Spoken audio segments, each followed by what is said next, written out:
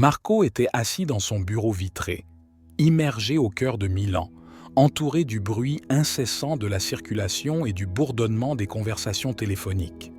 Chaque jour était une course contre la montre, faite de rendez-vous, de délais et de décisions à prendre au nom du profit.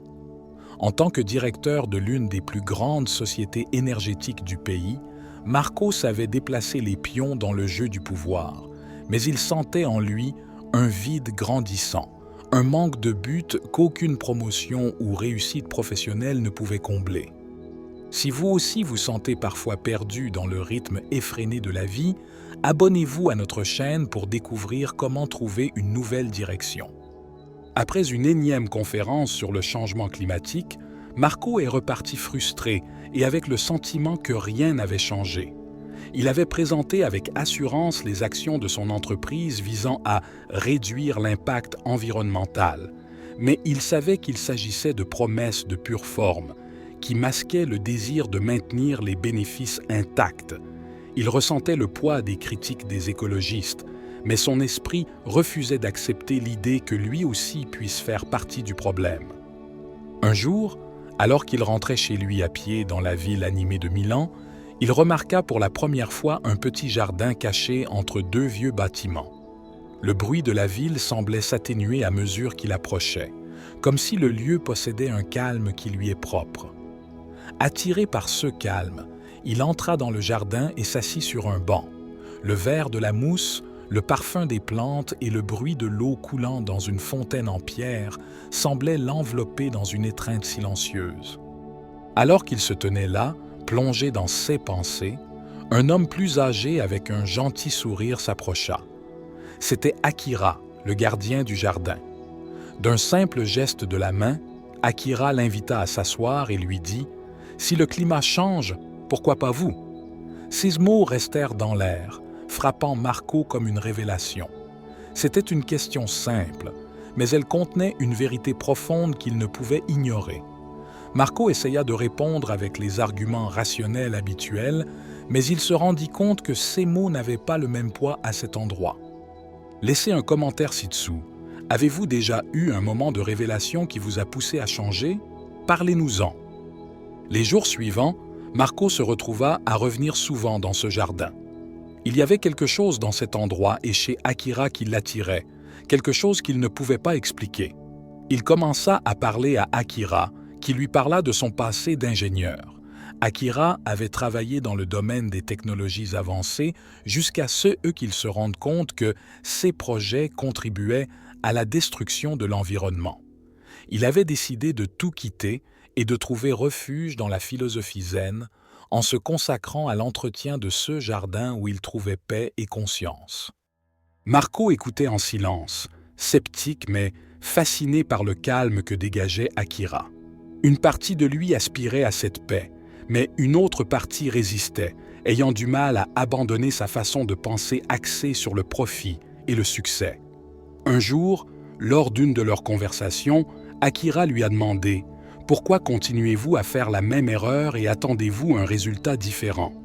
Marco était sans voix. Il n'avait jamais pensé que le problème pouvait venir de lui-même, de son incapacité à changer. Prenez un moment de réflexion.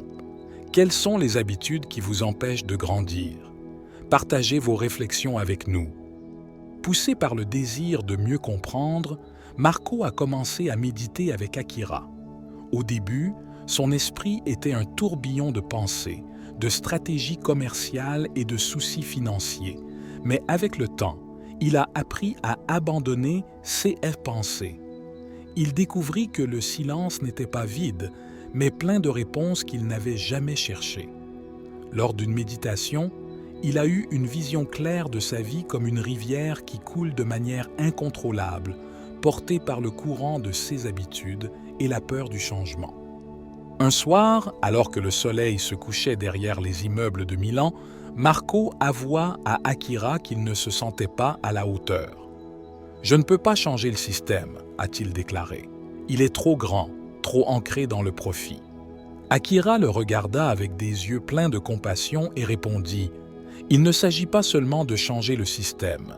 Il s'agit de commencer par soi-même. Le changement est contagieux lorsqu'il vient de la conscience. Avez-vous déjà pensé que le véritable changement pouvait commencer par vous-même?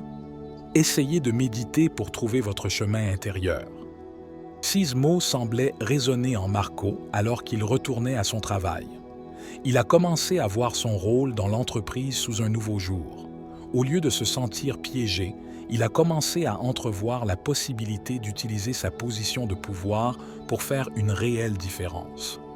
Il a décidé de proposer un plan innovant combinant les technologies existantes avec des pratiques durables, poussant l'entreprise à investir dans les énergies renouvelables. L'idée n'était pas seulement de répondre à une demande du marché, mais de devenir un leader dans le changement vers un avenir plus durable. Tous ses collègues n'ont pas accueilli ses idées avec enthousiasme. Certains l'ont ouvertement critiqué, l'accusant de vouloir transformer l'entreprise en quelque chose de trop idéaliste et peu rentable. Mais Marco est resté ferme, soutenu par le calme qu'il avait trouvé dans le jardin zen et par les cours d'Akira. Chaque jour, il retournait au jardin pour méditer, essayant de maintenir clarté et équilibre tout en faisant face aux défis de son nouveau chemin. Lors d'une réunion d'entreprise particulièrement difficile, où tout semblait aller contre lui, Marco s'est arrêté un instant, a fermé les yeux et s'est souvenu des paroles d'Akira. Il ne s'agit pas de lutter contre le changement, mais de l'accepter. Soudain, il s'est rendu compte que la vraie force ne résidait pas dans le contrôle, mais dans la capacité de s'adapter à la situation comme l'eau d'une rivière qui trouve toujours un chemin. Abonnez-vous à notre chaîne pour ne rien manquer d'autres histoires qui vous inspireront à trouver la force du changement. Au fil du temps, ses efforts ont commencé à porter leurs fruits. Son entreprise a commencé à être reconnue pour son engagement à réduire l'impact environnemental et à investir dans les énergies renouvelables. Marco a non seulement changé sa vision, mais il a également influencé l'ensemble du secteur, montrant que même une entreprise traditionnelle peut se transformer et adopter un avenir plus durable. Finalement, Marco a quitté le jardin zen avec une nouvelle mission. Il ne s'agissait pas seulement de transformer l'entreprise, il s'agissait de se transformer lui-même et sa façon de voir le monde. Il avait appris que, tout comme le climat, il devait lui aussi changer, s'adapter et grandir pour faire la différence. En se promenant dans les rues de Milan, le chaos de la ville semblait moins envahissant et le bruit de la circulation moins intrusif. En lui régnait un calme qu'il n'avait jamais connu, une conscience que le véritable combat n'était pas contre le monde extérieur, mais contre sa propre résistance au changement. N'oubliez pas que la véritable transformation commence toujours de l'intérieur. Restez avec nous pour continuer ce voyage de prise de conscience et de croissance personnelle.